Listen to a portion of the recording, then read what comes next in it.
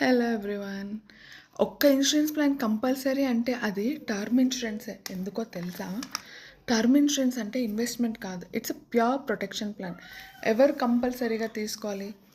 Salaried employees, business owners and self employed, single parents, home loan or other loans ఉన్నవాళ్ళు, ఫ్యామిలీలో ఒక్కరే bread winner అయితే డెఫినెట్గా term insurance తీసుకోవాలి.